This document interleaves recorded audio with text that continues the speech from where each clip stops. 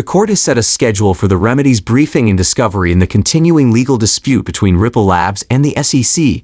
By the way, the XRP price rose when a phony ETF filing was announced, but the rise quickly died as it became clear that the filing was fraudulent, leading to millions of dollars in liquidations. Additionally, a crucial change to the XRP ledger is presently being deployed in order to introduce new functionality to the network at the same time that validators are voting to approve the fixed decrease offers B1 feature. The United States District Judge Annalisa Torres has released a schedule for the remedies phase of the dispute between the SEC and Ripple. The fresh details were released yesterday by James K. Phelan, who is an experienced attorney who has been following the Ripple case extremely closely. According to a court, the remedies briefing is scheduled to formally commence soon. The SEC and Ripple will have completed all discovery regarding the remedies at this point in time. After the relevant party has completed all discovery, on top of that, the SEC has until April to respond to the objection. After reviewing the parties' proposed remedies and briefing schedule for discovery, the court has taken this new step. The most recent ruling appears to reflect the court's approval of the parties' planned schedule. The only outstanding question in the SEC's action against Ripple relates to the remedies phase. This phase of the case will determine the proper remedies that may be imposed on Ripple for its Phase 5 violations relating to its institutional sale of XRP. The rise in price was short-lived, and within an hour XRP was trading at 65 cents again. Notably, the hopeful XRP surge quickly petered out as cryptocurrency market participants learned that the XRP filing and issue was an elaborate fraud. Some people first claimed the application was authentic because it was published on a U.S. government website, which generated a heated debate. An attorney by the name of Fred Riskilly tweeted that the alleged XRP application can be viewed on the Delaware Corporation Commission's website. He questioned whether or not it would be conceivable to have a false submission on an official website. In addition, he stated that the proposal is similar to BlackRock's recent submission for an Ethereum ETF, except the fake date and name. However, Jeremy Hogan, an attorney, has categorically confirmed that a fake filing can be submitted. According to the attorney, it only costs $500 to register such an application on the website of the target state in the United States. He claims it's a hoax, but the process is straightforward and inexpensive. You can reserve a spot on the state website with just 2 filings and the appropriate fee. This new information is bad news for speculators who had previously wagered on the XRP price. Examples include the $6.2 million loss incurred by XRP investors in the past 24 hours, as reported by data compiled by popular market tracker Quintilize. The majority of the liquidation, 72.7%, occurred within an hour of the public learning of the bogus BlackRock XRP/ETF filing. Investors who bet against the rise of XRP by opening long positions lost a total of $1.8 million, while those who bet on the rise lost $2.67 million. There was a total of $4.50 million worth of contracts traded on the XRP futures market in under 4 hours. Experts say the phony XRP ETF filing and subsequent multimillion-dollar liquidation point to deliberate market manipulation. These two occurrences followed the initial report. In addition, a situation fairly similar to this one occurred in October, when a fake story claimed that BlackRock's planned Bitcoin spot ETF had been approved. The announcement drove the price of Bitcoin to surge beyond $30,000 in a matter of minutes. In addition, the necessary 80% of validator support for the adjustment to upgrade fixed reduced offers V1 has been reached, with 28 of the possible 35 validators approving the amendment. The upgrade is now in its activation phase of 2 weeks, and its expected delivery date of November 24 has been set.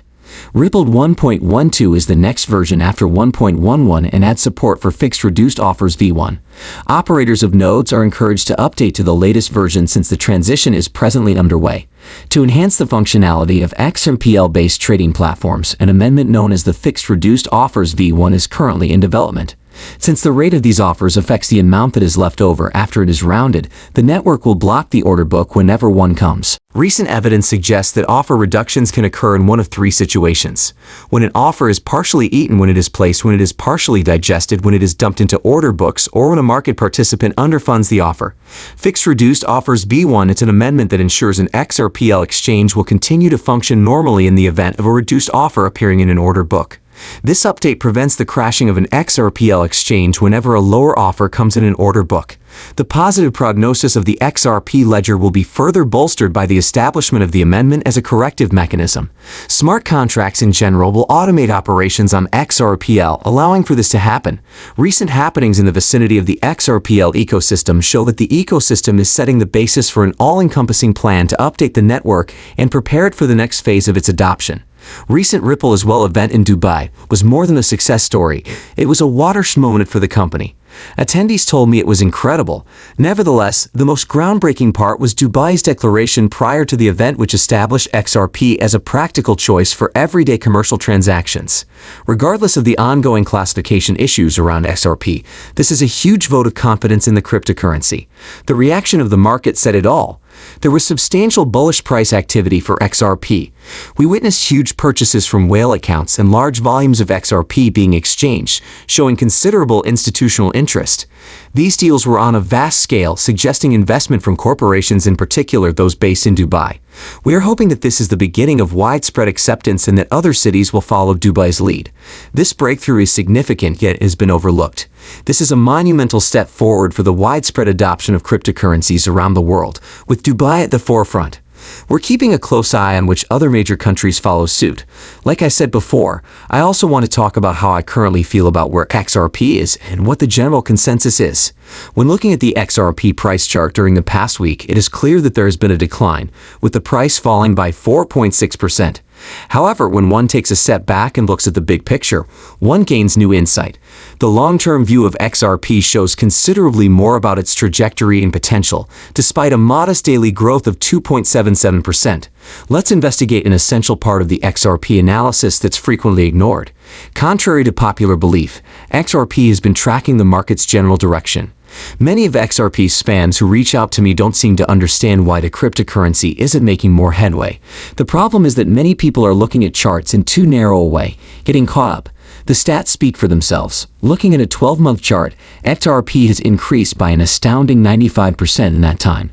Even more striking are the potential returns of nearly 90% for individuals who began investing in XRP in December of 2017.